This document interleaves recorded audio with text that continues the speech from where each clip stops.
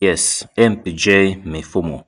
Karibu ni kuoneshe mfumo wetu wa biashara, mfumo kwa ajili ya kucontrol biashara yako iwe ni kubwa ama biashara ndogo. The system perform very well.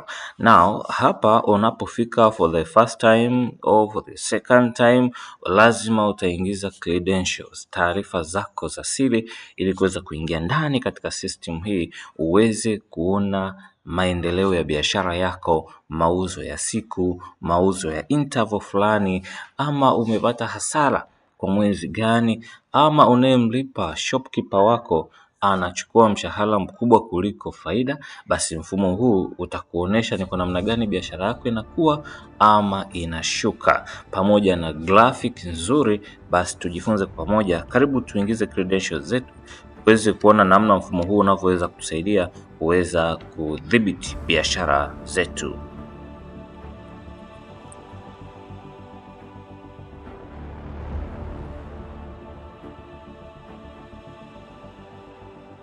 Naam, so login hapa na vyema kabisa mfumo wako utafunguka ukiwa minimized. Utakachokifanya maximize kama hivi. Therefore unaweza ukaona mfumo wetu unatuonyesha aliye login amelogin kama admin MPJ Mifumo, na katika hii system tuna uwezo wa kufanya vitu vingi sana. Hii ni dashboard yetu ambayo ni live, kila tunachokifanya basi ita display hapa, na hapa tutaona purchase, tutaona total sales, tumenunua hapa kiasi gani, gharama tuliyotumia kununua, tumeuza mzigo wa kiasi gani, na stock value iliyobaki kiasi gani, na gross profit tumepata faida gani hapa. And then hapa chini patakuwa na graph zenye bar tatu. Ya kwanza itaonyesha purchase price ni shingapi, sales pamoja na stock value. Na kabla hujaendelea kufanya kitu chochote, the first thing to do ni kwenda kusajili bidhaa ambazo umezinunua. Usajili bidhaa ulizozinunua hapa sehemu ya pili ya item master. Kumbuka hii ni dashboard and tuko hapa kwa item master. So very simple. Ukija hapa utasajili item code. Let us say item code yangu ili iwe rahisi kukumbuka item code, let's say 1. Alafu item name hapa iwe ni t-shirt, iwe ni t-shirt, iwe ni t-shirt. Na hii nitakuja niangalie hapa sasa purchasing price per unit. Purchasing price per unit maana yake umenunua hiyo t-shirt moja, utanunua hiyo t-shirt moja kwa kiasi gani. Hii ndio item master ambayo ina control kila kitu. Kwa t-shirt yangu nimenunua mimi kwa shilingi 5,000, na sell price per unit hapa SPPU maana yake hapa ni kuuza kwa shilingi 12,000. Let's say hiyo ni 12,000, na hapa tunazungumzia minimum stock. Minimum stock hapa zikibaki ngapi nipate alert kwamba hizi bana zimepungua katika stock wetu, labda zikibakia let's say 10 hapo hivi. Naam, so kama tukishajaza minimum stock ambayo itatupa alert, sasa tunakuja kuangalia unit of measure. Yani unatupa hiyo bidhaa katika namna ipi. Ujue unit of measure inaweza ikawa ni kilogram, inaweza ikawa ni packed, inaweza ikawa ni bundle. Kwa hiyo hapa hii tunasema piece. Zinatolewa kwa piece labda. Yes. Na baada ya kufanya hivyo sasa tuna uwezo wa kuadd taarifa yetu na successful ikawa added hapa. Sasa tukaona tayari imewekwa pale, na tunaweza tuka edit taarifa yetu. Tukigusa hii taarifa hapa itaingia, tuka edit, tunaweza tuka export kwenda kwenye Excel, tuka delete, tunaweza tuka add mpya, let's say clear, to add nyingine. Kwa item namba 2, code namba 2 ya item iwe ni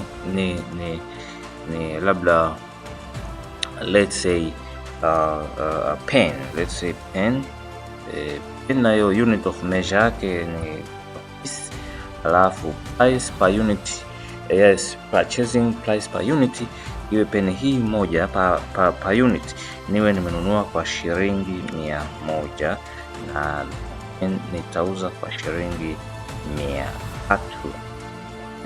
should be sold by 300. Alafu minimum stock iwe ni labda zikibaki 50, minimum stock hapa ziwe 50 na nitaweza kuadi hiyo taarifa yangu kama hivi. Kwa hivyo ndivyo ninavyosajili bidhaa zangu, na nina uwezo wa kusearch hizi bidhaa. Naweza nikasearch pen, naweza kuona pen inatokea pale automatic. Nikisearch hapo t-shirt, automatic itakuja tu hapo. So very good kuangalia bidhaa ulizozisajili na kadhalika. So after registering our items, tuende tuangalie stock purchase. Sasa hii ni item master, ndo sasa tumeshaenda dukani, tunajua gharama, sababu kuna window shopping. Umeshafanya window shopping, ushafahamu mzigo wako utanunua kwa kiasi gani kwa kila bidhaa. Kwa hiyo sasa hiyo window shopping unakuja unaiandikia hapa ili uweze kupata tathmini ya mapato yako na faida. Kwa hiyo sasa tunaenda kununua, tunaingiza sasa bidhaa kwenye mfumo tayari kwa ajili ya mzunguko. Tunakuja sehemu ya stock purchase na itaandika tarehe automatic siku utakaposajili hizo bidhaa. Item code, tuanze na ile ya kwanza ambayo ni t-shirt. Andika moja tu, itakuja taarifa zote pale. Kwa hiyo sasa tunaambiwa purchasing price per unit ni 5,000 na sisi tunataka tununue t-shirt labda t-shirt 100, t-shirt 100. Kwa naweza nikaambiwa hapa napaswa kulipa 500,000. Imeandikwa hapa amount. Kadri unavyobadilisha hapa amount inakuja hapa.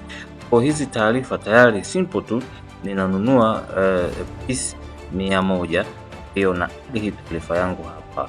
Na hii system inabali ni application una install kwenye computer yoyote ile, na unatumia very simple, very right, haina ugumu wote. And then after selecting our product, tumeshanunua sasa hapa. Sasa tukaona kiwango cha fedha tulionunua ni amount hapa, purchasing price per unit hiyo hapo, quantity hiyo hapo, name t-shirt. Na ukumbuke bei ya kuuzia tumeshasajili kwenye item master hapa, selling price per unit. Kwa tukienda sehemu ya kuuza ona automatic inaleta gharama ya kuuzia hiyo item. And then item code namba 2 ni pen. Tulisema hapa tunanunua kwa shilingi 100 na tunahitaji peni labda 1,000. Hizo hapo tutanunua kwa gharama ya 100 na tutaadi hiyo taarifa yetu automatic kabisa itakuwa added pale. Tayari tumeshazinunua bidhaa zetu. Tumenunua bidhaa zetu, na kama tumekwisha kununua we can do the same, delete, edit, clear if we select, and we can export to Excel kwa ajili ya manipulation zaidi. Na kikubwa kwamba yeyote atakayeingia kama admin ana uwezo wa kuedit hizi bidhaa, ana uwezo pia wa kusajili bidhaa kwenye item master, lakini atakayeingia kama user hiyo access hana. Yani hiyo ndo lazima uelewe. Wewe ni controller wa mfumo kama admin, yule muuzaji wako unamtengenezea password ambazo ni I mean the credentials that are user, they have their own limit. Naona ziko na mipaka yake hizo credentials zake. Taarifa zake akiingia kwenye mfumo atalimitiwa maeneo, yeye ata deal na sales bas. Yani ndo uzuri wa mfumo huu. Kwa hiyo baada ya kupurchase sasa ende kwenye stock sales. Hatujauza hata bidhaa moja. Kumbuka tumesha nunua bidhaa 2 hapa, na sasa twende tujaribu kuuza bidhaa zetu tuone inatusaidiaje. Na item code unaweza ukaandika hata jina la hiyo item ili kumbuke, labda kama ni pen ili iwe rahisi kusearch. Unaona, sababu unaweza kusema namba, una bidhaa nyingi, je, utakumbuka namba, item namba ngapi, item namba ngapi? So unaweza ukasajili instead of namba ukasajili kama jina, labda t-shirt ukasema t-shirt, labda pen ukasema pen. Hiyo ndo item code. Kwa hiyo ukija ukisearch hapa hiyo item code na inakuja ile bidhaa ambayo mteja anataka kununua. Kwa mfano sasa mteja ameshachukua, labda nina mini supermarket yangu, amekuja dirishani, nimwambie ameleta bidhaa zake nizione gharama kiasi gani, basi mimi na sababu nafahamu, anyway nitaandika kodi ya hiyo bidhaa. Kama ni jina nimesajili kama code, for example nataka namba 1 ambayo ni t-shirt, na kama ningekuwa nimeandika kodi t-shirt ningeandika t-shirt ikatokea hizo taarifa. Kwa naweza nikaona ninapaswa kuuza t-shirt kwa shilingi 12,000, wala haina shida kwanza kukumbuka gharama. Quantity, mteja amechukua t-shirt ngapi? Amechukua t-shirt 10. Unaona hapa inaniambia atalipa 120,000 amount hiyo hapo.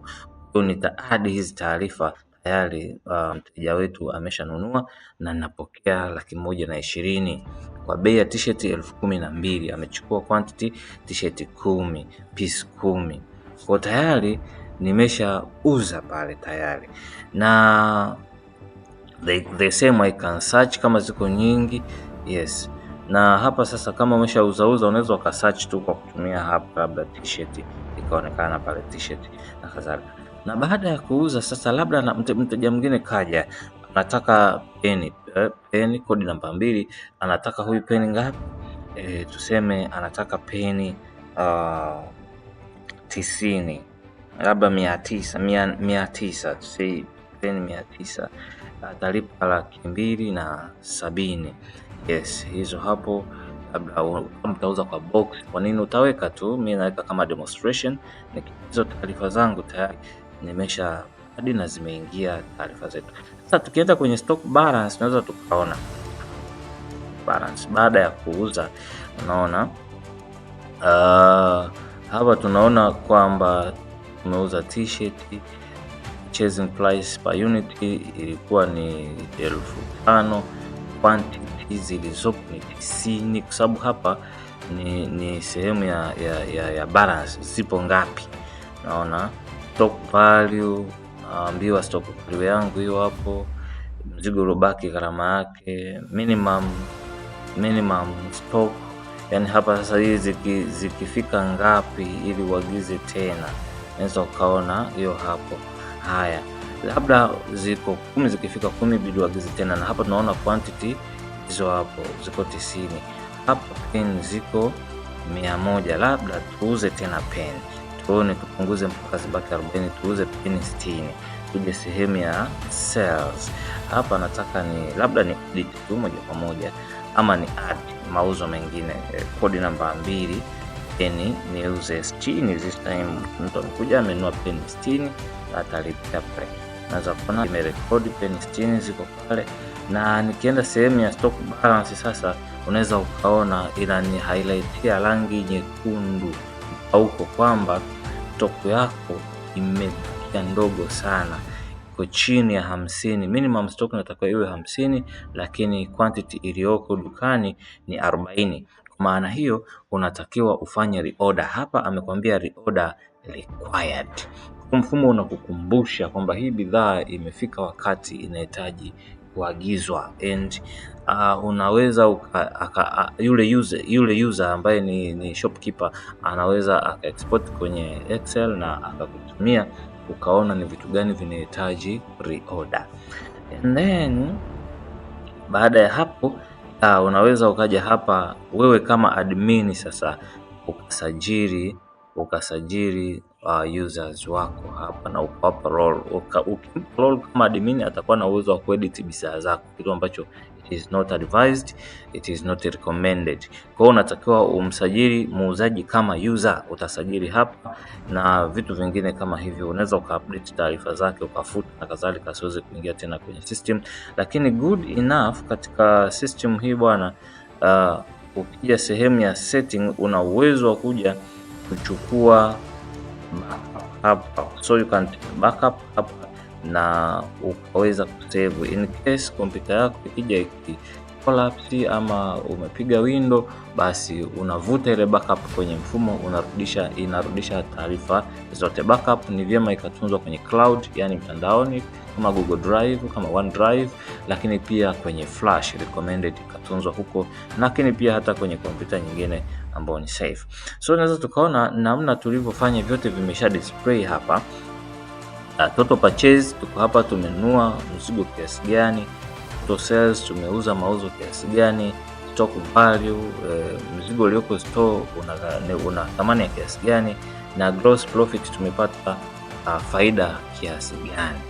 Naweza ukaona imekaa vizuri kabisa pale, na graph yetu hii hapa inaweza ikaona inaonesha tumenunua kwa pesa nyingi, tumeuza hapo kwenye kijani na tumepata faida kubwa sana.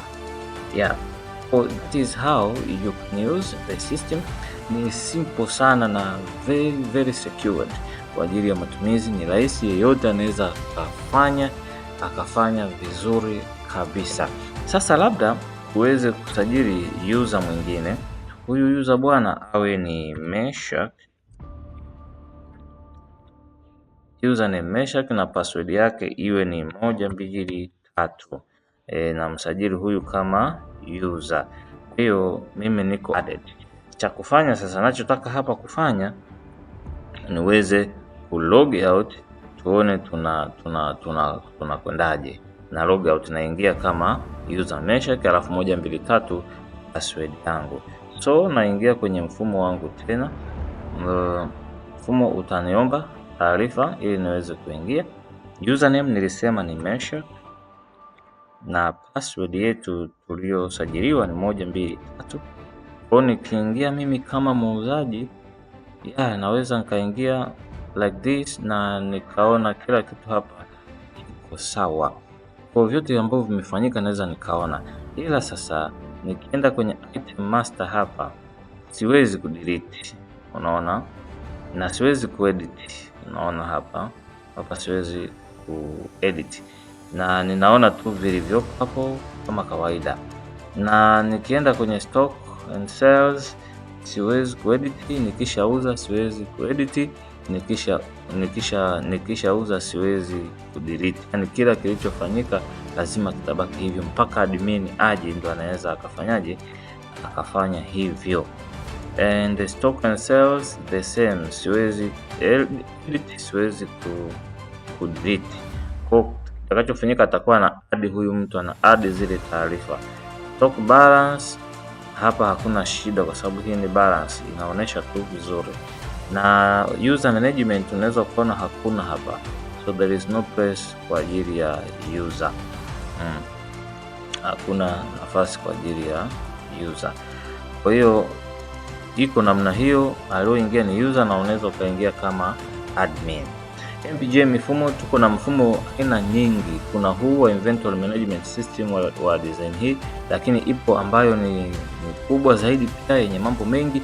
Tunashughulika pia na mifumo mingi sana kama mifumo ya matokeo ya shule moja msingi mpaka advanced, matokeo ya mock mkoa, tuna deal na lesson plan, tuna deal na scheme of work, tuna deal na logbook, tuna deal pia na score capturing system, mfumo ambao unachakata kwa kuchukua maksi kwa kila swali mtoto alilolifanya, halafu mfumo unakuchakatia, unakwambia swali gani limefanywa vibaya, topic ipi inahitaji revision, watoto hawajafanya sana swali gani. Unafanya analysis kwa kila somo. Kwa hiyo ni kubadilisha somo na inakupa analysis namna mtihani huo ulivyofanyika na recommendation zote za kitaaluma unakupatia. Then unakutengenezea score sheet ambayo itakuwa compatible kabisa na mfumo wako mkubwa wa matokeo kwa ajili ya reporting, kwa ajili ya kutuma SMSs, kwa ajili ya kuandaa sitting plan, kwa ajili ya kufanya mambo mengi. Mfumo huo wa matokeo wenye kidato cha kwanza mpaka cha 4 ambao ni all in one, mitihani mingi mpaka 48 kwa mwaka. Lakini pia unaweza ukapata mfumo wa ratiba. Mfumo wa mfumo ambao utakusaidia kuweza kutengeneza ratiba automatic bila correction yoyote. Unajaza tu walimu wako na framework ya vipindi vyako na idadi ya vipindi, basi unakuwa tayari. Ukishaingiza masomo yako hayo na vipindi vyako hivyo na umeshasajili walimu wako, mfumo unakutengenezea ratiba wenyewe bila kugonganisha, kwa kuzingatia vigezo na input zako zote. Lakini si hivyo tu, pia tunaweza tukakutengenezea mifumo mingi kama ya vikoba, ipo na inafanya kazi. Lakini pia ID card system, mfumo kwa ajili ya kutengeneza kadi, na utapata smart card kama kitambulisho cha kula ama kama kitambulisho cha NIDA. Lakini pia unaweza ukatoa kwenye karatasi ngumu vitambulisho vya wanafunzi maofisini na kadhalika. Huko mfumo huo unatumika zaidi. Lakini pia tuna system ya kutuma message ambayo sio lazima utume message za matokeo. Unaweza ukatuma message za kawaida kwa ajili ya vikao, kwa ajili ya wito, kwa ajili ya salamu na kadhalika. Hii ni bulk SMS application, inatuma hadi 50,000 message kwa wakati mmoja. Iko compatible pia na Excel, so inafanya kazi na Excel pia.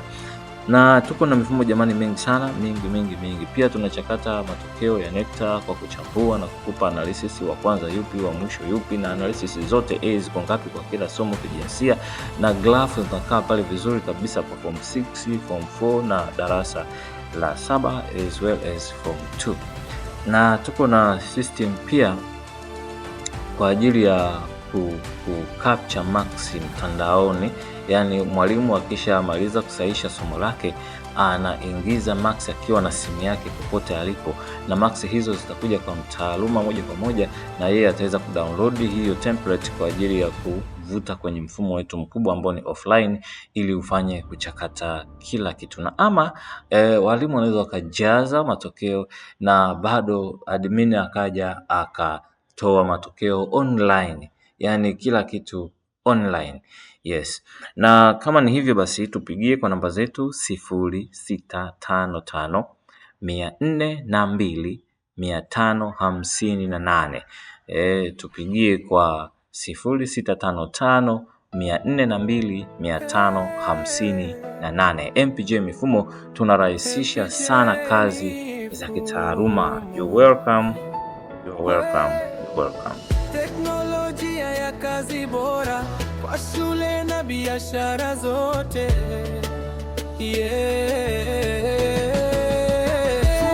Tulianza kidogo, sasa tunang'aa.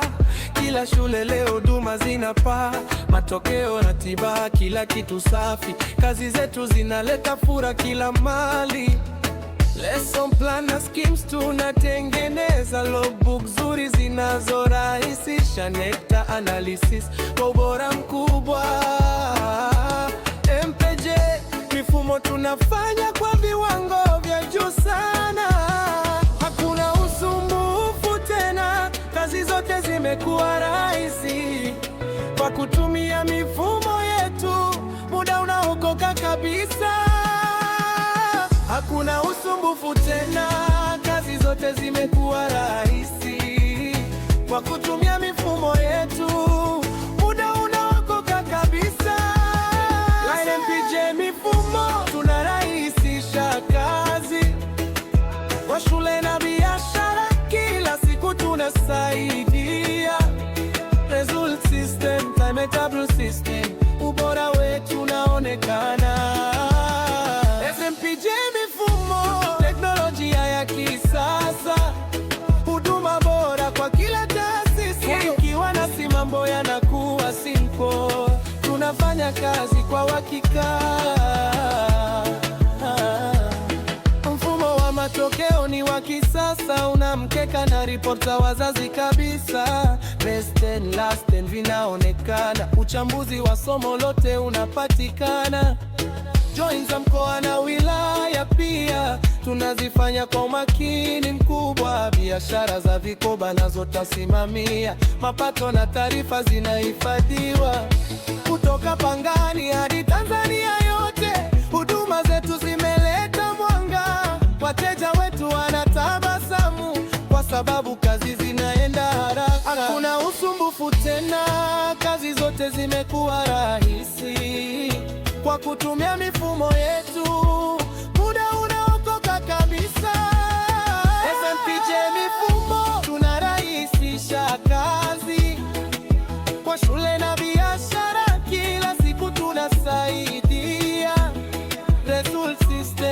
stable system, ubora wetu unaonekana. FNPJ mifumo, teknolojia ya kisasa, huduma bora kwa kila taasisi. Nasi mambo yanakuwa simple, tunafanya kazi kwa uhakika. FNPJ mifumo, teknolojia yenye matokeo. Zero thanks with my voice, my futi you. Huduma bora kwa kila mmoja, yeah.